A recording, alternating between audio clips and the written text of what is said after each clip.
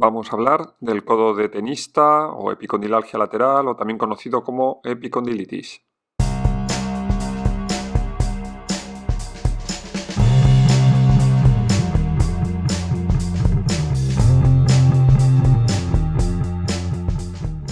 La epicondilalgia lateral, también conocida como codo de tenista o codo de tenis y más incorrectamente como epicondilitis, porque este itis hace referencia demasiado a un fenómeno inflamatorio que no siempre es el más importante, pues esta patología, este dolor de codo en la parte lateral de antebrazo-codo,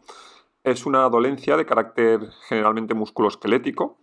aunque también puede ser de carácter neuropático, pero lo más frecuente es que afecte a los tendones que insertan en el epicóndilo lateral, que es, digamos, el huesecito del húmero en el lateral del codo, donde asienta toda la musculatura encargada de la extensión de la muñeca y de los dedos. Esta zona es bastante sensible a golpes, a contusiones, pero sobre todo a grandes esfuerzos de carácter manual. De hecho, no es característico solo del tenis, sino de cualquier otra forma de trabajo de manipulación de objetos, de fuerza. Es más frecuente un codo de tenis por estar fregando, limpiando o montando muebles que muchas veces por trabajo deportivo a nivel de raqueta, donde generalmente la condición física es superior y garantiza que sea menos frecuente este tipo de problemas. En cualquier caso, lo solemos relacionar con el sobreuso de esta masa miotendinosa en el lateral del codo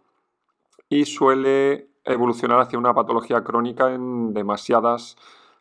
ocasiones. Hay muchas opciones de tratamiento propuestas,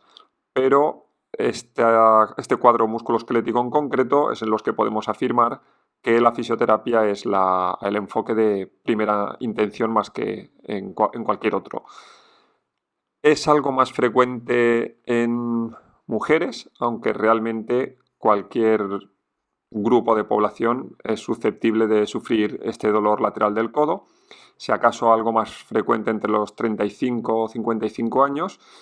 y en el tenis pues se calcula que la mitad de jugadores en algún momento van a tener dolor de codo y alrededor del 75-80% de estas dolencias serán atribuibles a esta parte, a la parte lateral, constituyendo una epicondilalgia lateral. Insisto, no es solo característica del tenis, pero sí que es cierto que por la violencia balística del gesto jugando a tenis es algo que puede aparecer con frecuencia. De hecho, es curioso que muchas veces, reconociendo que es el tenis uno de los generadores más frecuentes de epicondilalgia lateral, no se entiende muy bien el mecanismo por el cual esto ocurre. Y se piensa mucho que es por el revés, porque es de alguna forma el gesto que de forma concéntrica, el golpeo hacia la extensión directamente, como si esta situación fuese la generadora de un estrés mecánico más grande en el epicóndilo, en la inserción. Realmente se piensa que se relaciona más con fenómenos excéntricos, fenómenos de frenada. Cuando uno golpea, un golpe normal, plano, un golpe, un drive, la violencia que coge la raqueta, la velocidad hasta el golpeo es muy grande y desde el golpeo hasta que frena la raqueta tienes muy poco tiempo para frenar todo este movimiento inercial importante de la raqueta. Si no tuvieses una contracción excéntrica de los extensores de muñeca y dedos, te golpearías en la espalda con la raqueta a una violencia enorme. Entonces, es este excéntrico, esta frenada, la que es más susceptible de generar este daño, esta sobrecarga mecánica al área lateral del codo, más que el contraerla de forma concéntrica. El diagnóstico de la epicondilalgia lateral es bastante sencillo. El dolor es característico por la zona, aparece en contracción de los extensores de muñeca y dedo y muchas veces a la palpación del epicóndilo, el epicóndilo lateral, que es el huesecito que tenemos recubierto de la masa muscular epicondilia, pero que es muy accesible a la palpación y que se presenta generalmente muy sensible.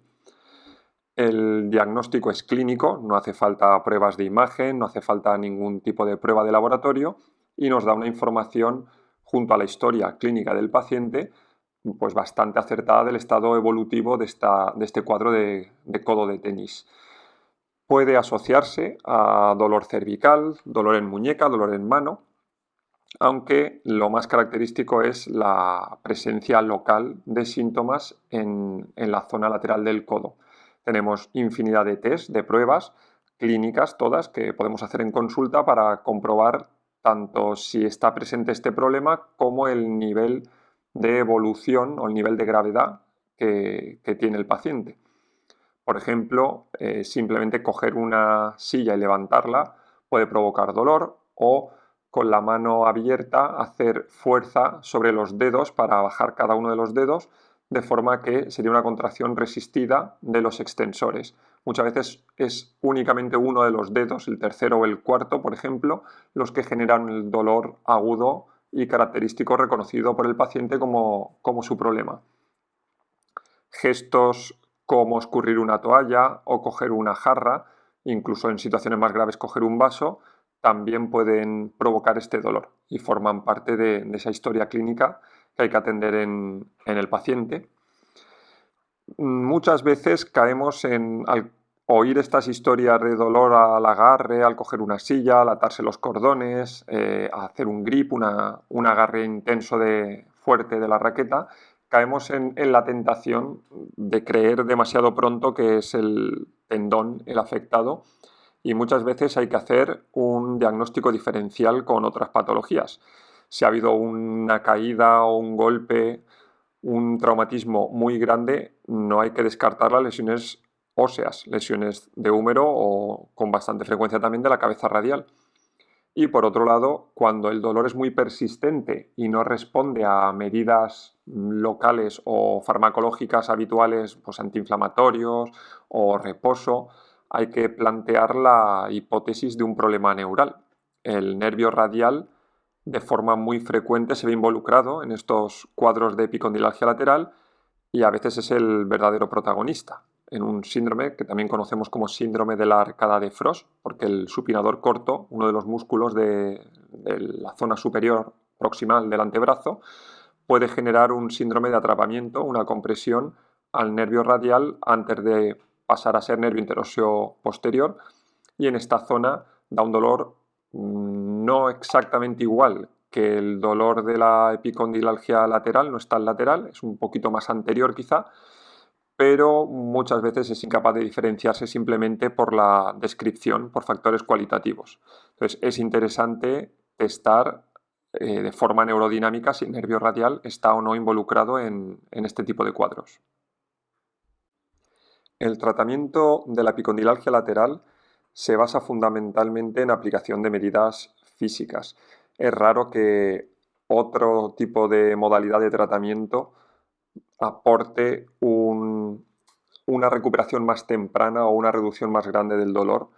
De hecho, científicamente se ha demostrado que las inyecciones de cortisona a largo plazo no superan para nada los resultados del tratamiento de fisioterapia. Entonces, teniendo la responsabilidad como primera intención de tratamiento de este cuadro musculoesquelético, pues debemos aplicar las técnicas de educación, terapia manual y ejercicio terapéutico adecuadas para ayudar a la recuperación del paciente. La educación es fundamental para evitar aquellos gestos en las fases en las que interese proteger, evitar aquello que es más provocativo, quizá hacer una reducción de la cantidad de carga a nivel o bien laboral o bien deportivo, plantear alguna modificación del grip, del agarre, de la raqueta, o cambiar el tipo de herramienta en el trabajo que se está utilizando y que está focalizando demasiado la tensión en esta zona lateral del antebrazo.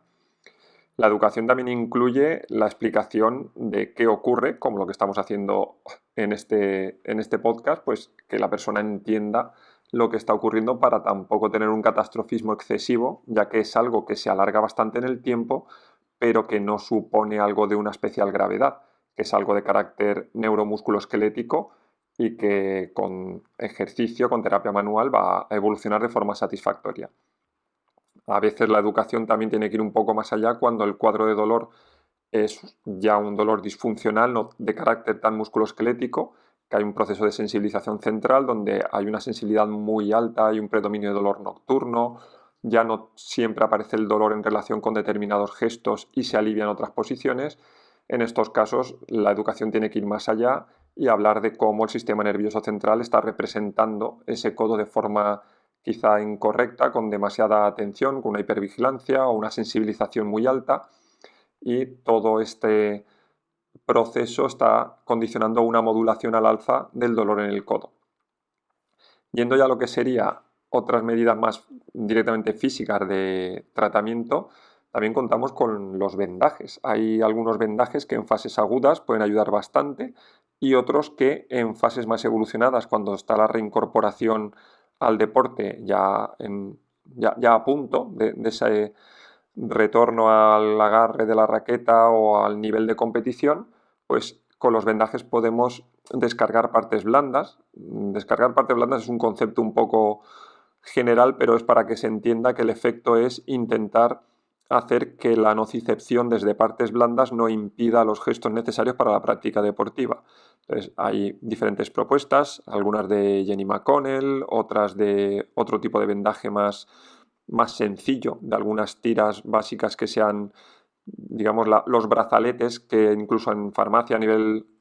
de ortopedia se ponen algunos pacientes y les alivian un poco, pues con un vendaje sencillo de un par de tiras de esparadrapo rígido, pues puede simularse y en algunos casos va bastante bien. La terapia manual puede ayudar tanto en lo que sería el enfoque directo de partes blandas de la musculatura antebraquial, como las técnicas de carácter articular a nivel cervical, a nivel cervicobraquial, a nivel del cuello. ¿Vale? Son técnicas que pueden generar una analgesia en el codo, incluso técnicas de carácter articular en la muñeca. Hay algunas técnicas que han demostrado tener un efecto analgésico grande sobre el dolor en el lateral del codo. Hay técnicas de movilización con movimiento, donde modificamos la posición de determinados componentes articulares o incluso de partes blandas para mejorar la forma en la que se hace el agarre, la fuerza. Todas estas técnicas van a acelerar la recuperación y reducir la recurrencia del dolor de la epicondilalgia lateral. En cuanto a ejercicio, hay una parte de ejercicio que tiene un carácter más general de acondicionamiento de todo el brazo, digamos, de toda la musculatura y los rangos articulares, la cantidad de fuerza de agarre, etc. Y otra condición, o sea, otros ejercicios que se basan más en mejorar la condición musculoesquelética del propio antebrazo y la propia zona de dolor. En cualquier caso, lo importante es progresar de forma